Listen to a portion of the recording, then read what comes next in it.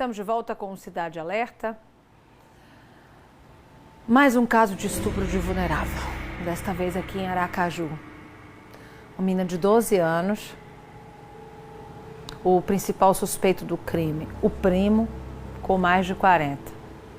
Ele visitava a casa da família aos finais de semana e aproveitou que os adultos estavam dormindo para abusar desta criança. O relato dessa barbaridade, gente, vai ser dado por uma tia da menina em entrevista à repórter Aline Aragão. Muito corajosa, essa tia mostrou o rosto, mas para preservar a identidade da família e principalmente da criança que está sofrendo, nós não vamos identificá-la. Deixa eu só esclarecer mais uma vez para que não haja dúvida para você que está em casa. Mesmo que a pessoa queira mostrar o rosto, nós não podemos fazer isso, porque imediatamente a pessoa que conhece ela vai saber quem é a sobrinha, vai saber quem é a parente, ou vai desconfiar.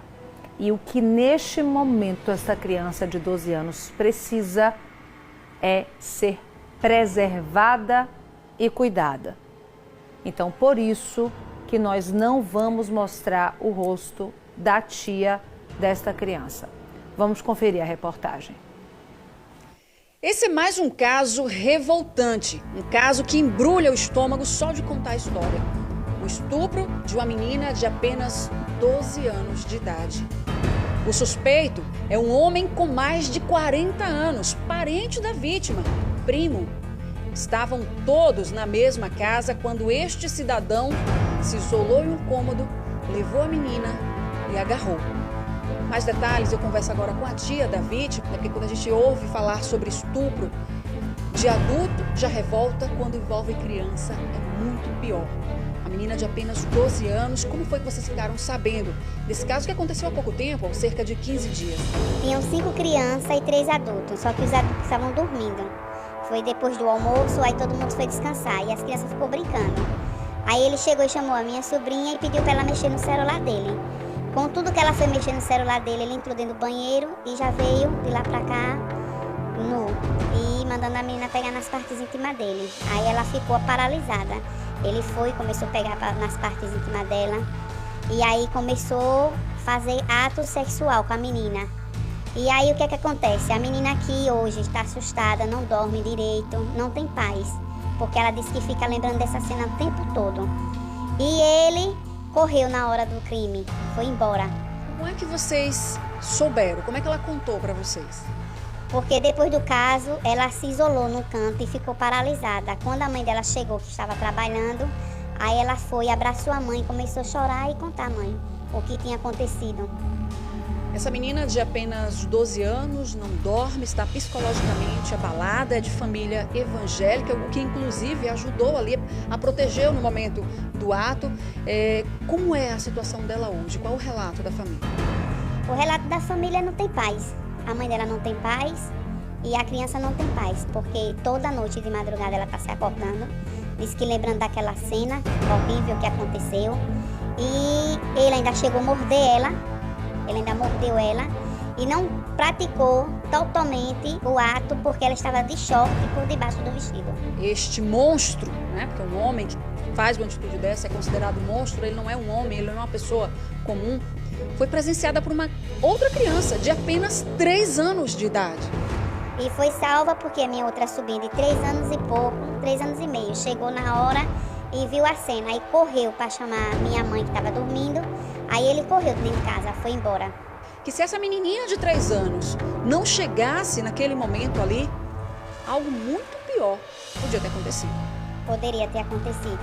A salvação dela foi o anjo enviado por Deus para salvar ela. Onde está esse homem agora? Todos conhecem porque é um membro da família. Infelizmente, eu destaco aqui que esses casos acontecem, na sua maioria, dentro de casa. É um parente próximo, um primo, um tio, um padrinho, um padrasto, até mesmo pai, irmão, vizinho, infelizmente. E muitas vezes a família cala, não leva a polícia essa situação. A família procurou a polícia, registrou um boletim de ocorrência E pasmem, outros casos já haviam sido denunciados deste mesmo cidadão. Do mesmo cidadão. Quando a minha irmã chegou lá para dar a queixa sobre a menina, aí tem um caso em 2018 que ele já tinha feito e outro em 2001. 2 casos em Cedro de São João. Então, este cidadão que hoje mora em Aracaju já tinha aí 2 casos registrados, né, contra ele do município de Cedro de São João. Vocês tinham conhecimento desses outros casos? Não tivemos conhecimento, só tivemos no dia que aconteceu com a minha sobrinha. Então ele nunca foi preso por nenhum dos crimes?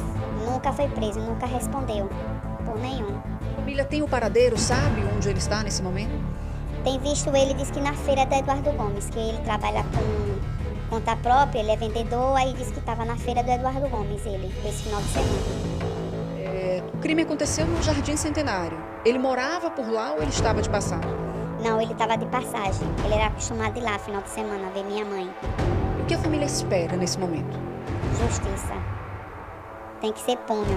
Porque se esse caso não for à frente, ele vai fazer mais tarde com outra criança. Ele já está viciado. Criança que está em estado de choque, psicologicamente abalada, e a família sofre junto com ela. A família inteira sofre e espera então por justiça, espera que esse cidadão seja encontrado pela polícia e pague na justiça pelos seus crimes. É lamentável a gente ter que trazer sempre no noticiário casos como esse, mas fico alerta para pais, mães responsáveis, fiquem atentos aos sinais dos seus filhos. A mãe percebeu o comportamento da menina, perguntou o que aconteceu e ela falou, mas muitas crianças têm medo de relatar o que aconteceu. Então os pais devem ficar muito atentos ao comportamento e protejam os seus filhos, não deixem sozinhos. Acontece, infelizmente, muitas vezes dentro de casa. Aline Aragão para o Cidade Alerta Sergipe. É por isso que não dá para chamar uma pessoa dessa de monstro nem de doente. Porque a gente afasta. Fica parecendo que é algo distante, mas não. É o primo dentro da sua casa. Não é nenhum monstro, não. Não é nada que seja diferente do normal, não. É um homem são, que não tem nenhuma doença mental, que pega criança para estuprar. A gente não está falando, porque agora virou essa mania de dizer assim, não, porque é um doente. Que doente? Que doente? Você sabia que só 20% dos homens que estupram crianças têm algum nível de doença mental? 80% são. Faz isso só pelo poder? Faz isso só pela malvadeza? Faz isso só porque é um covarde? Que acha que o corpo do outro deve ser submetido às suas vontades e seus desejos? Contra uma criança de 12 anos de idade. Eu vou dizer uma coisa aqui. Essa família que entrou em contato comigo através de várias pessoas me procuraram, inclusive na rua, para falar desse caso. Esse homem permanece solto. Eu não entendi ainda o porquê. Essa parte, para mim, está muito confusa. Tem exame de corpo de delito dessa criança, tem identidade desse homem, tem um relato da vítima. Quero saber também como é que está sendo o acompanhamento do Conselho Tutelar, que eu acredito que esteja fazendo um bom trabalho. Se essa criança está tendo acompanhamento psicológico, gente, uma criança de 12 anos que é estuprada, se chama estupro de vulnerável, mesmo que não tenha, como se chama no popular, as vias de fato, a penetração que seja, ainda assim se enquadra como estupro. A gente precisa deixar isso claro aqui. É inacreditável. Eu fico impressionada, impactada. Todos os dias eu estou falando isso aqui. Que homens estão pegando no corpo de nossas crianças, nos nossos. Mas quando é nossa criança, me revolta mais ainda. Mais ainda, dentro de casa, até onde vai a audácia? Até onde vai a audácia desse homem que dentro da própria casa, das pessoas que abraçaram ele para receber ele, num final de semana, a família que abraça ele e ele vai abusar da criança. Por isso que eu digo, gente, Não se culpem, vocês que são da família. Não é para se culpar, não, pelo amor de Deus. Mas que a gente não deixe com ninguém. Pronto. Não deixe com ninguém. Quanto menor, pior. A gente já mostrou aqui até criança de 6 meses que já foi estuprada.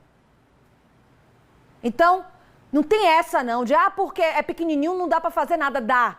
E mata. E mata. Que estejamos atentos.